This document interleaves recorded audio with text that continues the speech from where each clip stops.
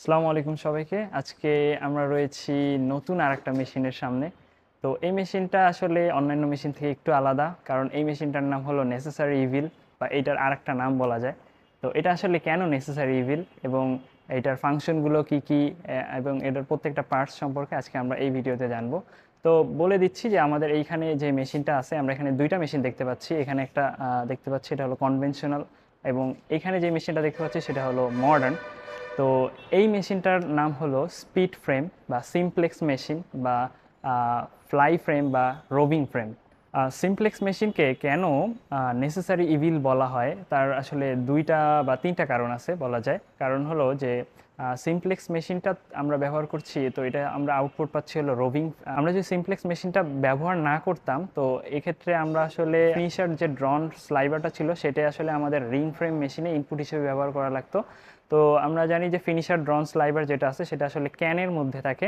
তো ক্যানের মধ্যে থাকার কারণে যেটা হবে যে আমাদের আসলে খুব বেশি পরিমাণ জায়গা প্রয়োজন হবে আমাদের রিং ফ্রেম মেশিনে ইনপুট হিসেবে দেওয়ার জন্য। কিন্তু আমরা যদি রোভিং ব্যবহার করি, রোভিং ব্যবহার করলে আমাদের রিং ফ্রেম মেশিনে আসলে ইনপুট হিসেবে আমাদের যে পোর্শনটা রয়েছে, যে ক্রিলিং যে ইউনিটটা রয়েছে, সেখানে আসলে জায়গাটা আসলে খুবই কম লাগবে। তো আমরা আসলে রোভিংটা যদি দেখি তাহলে আরও ভালো মতো বুঝতে পারবো। এবং দ্বিতীয় যে কারণটা আছে সেটা হলো যে আমরা স্পিড ফ্রেম মেশিনে কিছুটা হলো ড্রাফটিং করি। ড্রাফটিং করার কারণে আমরা জানি যে ড্রাফটিং করার কারণে আমাদের যে স্লাইভারটা আছে সেটা আসলে চিকন হয়। তো স্লাইভার যদি চিকন হয়, তার মানে অবশ্যই আমরা বলতে পারতেছি যে এটার যে কাউন্ট যেটা আছে সেটা আসলে বেড়ে যাবে। কাউন্ট যদি বেড়ে যায়, তার মানে বলা যাচ্ছে যে আমাদের স্লাইভারটা চিকন হচ্ছে। তো স্লাইভারটা যদি চিকন হয়, আমাদের সুতাটা আসলে আমাদের সুতা তো অবশ্যই অনেক চিকন হয়। আমরা দেখলাম যে স্লাইভারগুলো এতটুকু মোটা মোটা হয়। তো সুতা তো জাস্ট ক্ষুদ্র চিকন একটা অংশ। তো এই মানে মোটা একটা অংশ থেকে আসলে চিকন একটা সুতা বানানো, এটা আসলে আমরা ড্রাফটিং এর কারণেই করতে পারতেছি। রিং ফ্রেম মেশিনেও আমরা হলো ড্রাফটিংটা করে থাকি, বাট এখানে আমরা যদি সিমপ্লেক্স মেশিনটা করি তাহলে আমরা আসলে বেশি চিকন সুতা পাবো বা ফাইনার ইয়ার্ন পাবো। যদি আমরা হলো সিমপ্লেক্স না ব্যবহার করতাম তাহলে হলো আমরা কর্সার ইয়ার্ন পাইতাম বা মোটা সুতা পেতাম।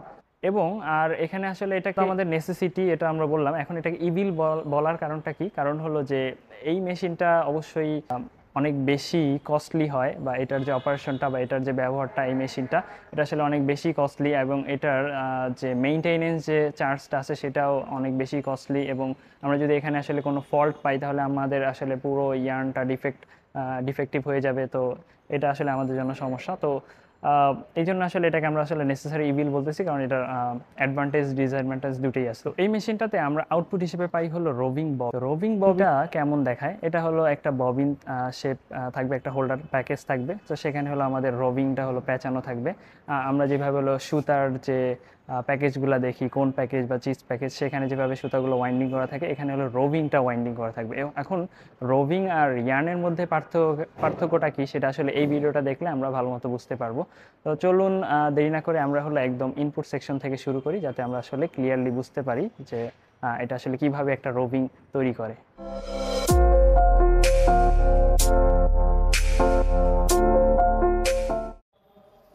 তো আমরা এখানে দেখতে পাচ্ছি ক্যান, যেটা আমরা আসলে পূর্বে ভিডিওগুলোতে দেখেছিলাম। তো এই ক্যানের মধ্যে আসলে কি আছে? আমরা তো অনেক ধরনের স্লাইভারের নাম শুনলাম, combed sliver, carded sliver, breaker drawn sliver. তো এই ক্যানের মধ্যে আসলে আমাদের রয়েছে হলো ফিনিশার ড্রন স্লাইভার। তো আমরা তাহলে অবশ্যই বুঝতে পারতেছি যে এই সিমপ্লেক্স মেশিনের পূর্বের মেশিনটা হলো finisher draw frame. Finisher draw frame থেকেই আমরা যে স্লাইভারটা পাবো সেটা আসলে এখানে ইনপুট হিসেবে ব্যবহার করব। আর এখন আমরা রয়েছি হলো সিমপ্লেক্স মেশিনের ইনপুট সেকশনে, বা এটা হলো ক্রিলিং যে জোনটা আছে বা ক্রিলিং যে ইউনিটটা আছে সেখানে আমরা রয়েছি। তো এখানে আমাদের এই ফিনিশার ড্রন স্লাইভার যেগুলো আছে, এই স্লাইভারগুলো আমরা এখানে দেখতে পাচ্ছি যে ক্রিল স্ট্যান্ড আছে, এবং ক্রিল স্ট্যান্ডের উপরে রয়েছে হলো স্লাইভার গাইড। এই স্লাইভার গাইডের মধ্য দিয়ে এভাবে করে উপরে পাস করবে। পাস করার পরে এরপরে আমরা এখানে দেখতে পাচ্ছি যে আমাদের যে মেইন যে স্পিড ফ্রেম মেশিন, সেটার কিছু স্লাইভার গাইডের পরে এরপরে হলো আমরা এখানে দেখতে পাচ্ছি হলো একটা রয়েছে হলো ট্রাম্পেট। তো ট্রাম্পেটটা একটা বারের উপর রয়েছে, যেটাকে আমরা বলতেছি হলো ট্রাভার্স বার।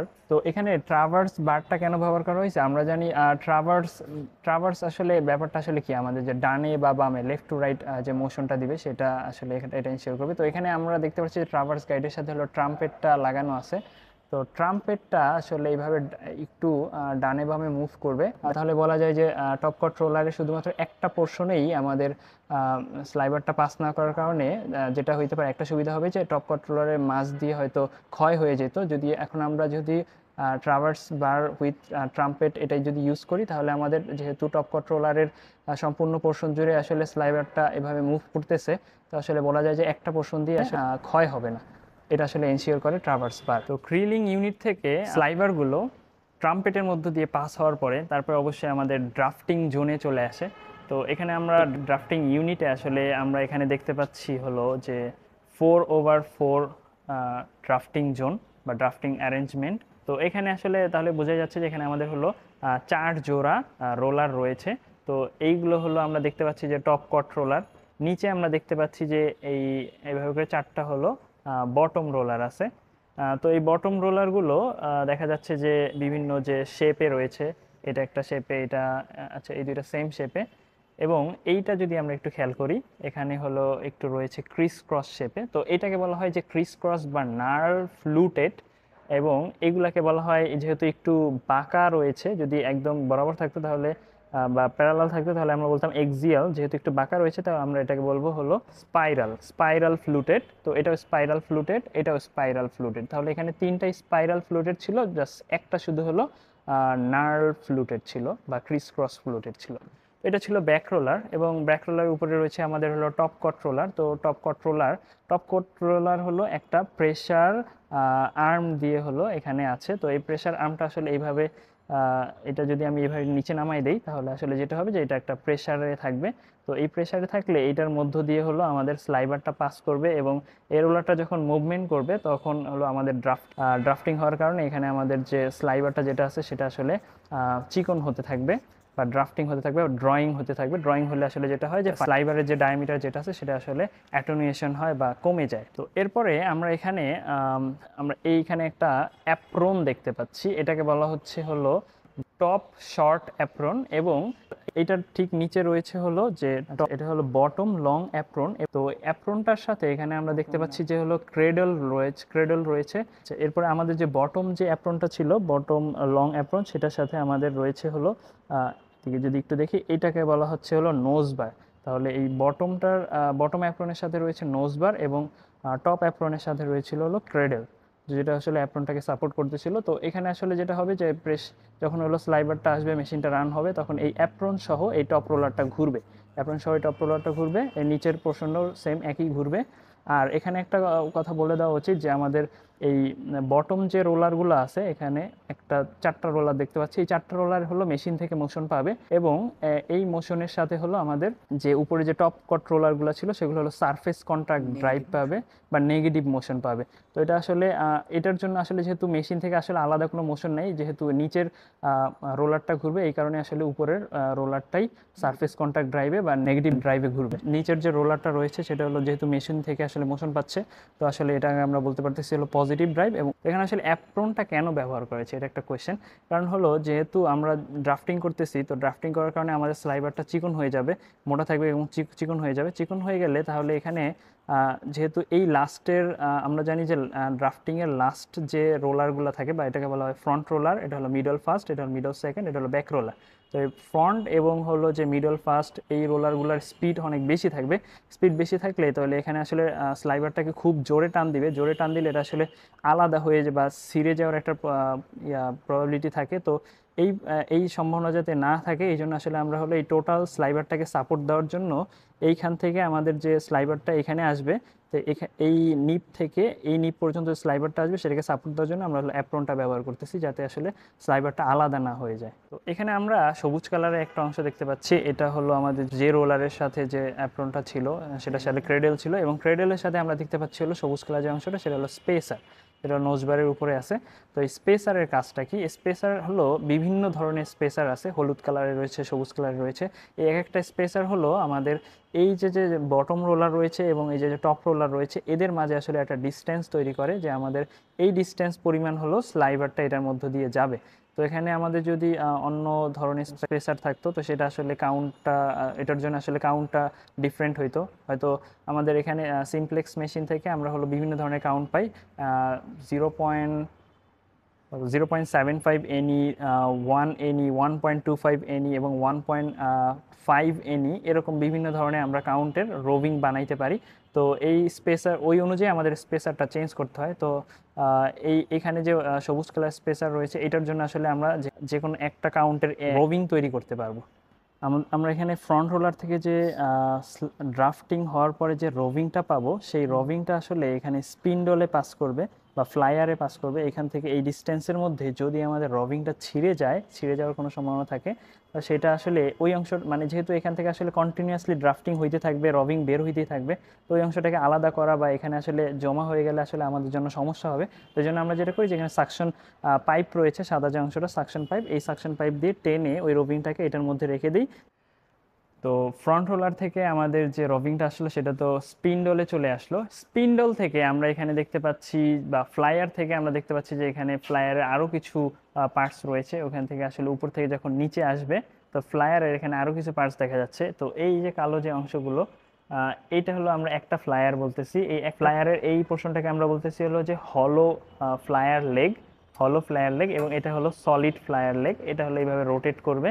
এবং এই ফ্লায়ারের সাথে আমরা এখানে দেখতে পাচ্ছি যে রয়েছে হলো প্রেসার আর্ম। এটা প্রেসার না, বা প্রেসার আর্ম প্রেস করে। তো এখানে রয়েছে হলো প্রেসার আই। তো এটার মধ্যে আসলে রভিংটা আসে, এবং এই যে প্রেসার আর্ম যেটা আছে সেখানে হলো আরআই প্যাচ দিয়ে দেন হলো এখানে আমাদের হলো ববিন হোল্ডারটা এখানে থাকে।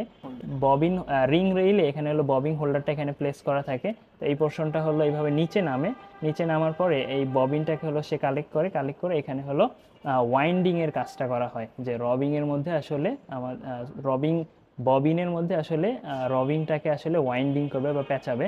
তো এই পেঁচানোর কাজটা হলো একটা শেপে করা হয়, যে কনিক্যাল শেপে করা হয়। তো এই কনিক্যাল শেপটা করানোর জন্য তার হলো একবার হলো তাকে উপরে উঠতে হয়, একবার তাকে নিচে নামতে হয়। তো এই উপরে ওঠা এবং নিচে নামার জন্য এখানে আমাদের যে ববিন রেল যেটা আছে, সেটা আমরা একটু আগে দেখেছি আমাদের কিছু ডেড ওয়েট মেকানিজম আছে।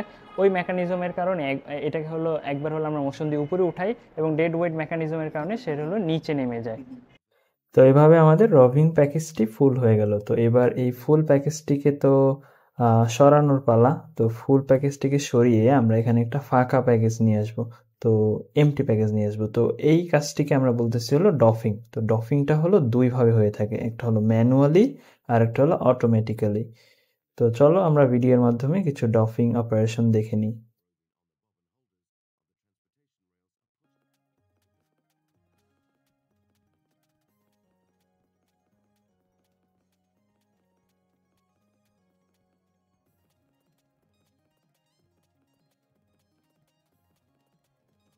তো এটাই ছিল মোটামুটি আমাদের আজকের ভিডিও।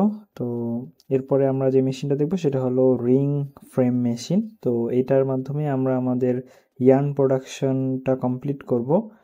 তো আশা করি তোমরা সবাই পাশে থাকবে।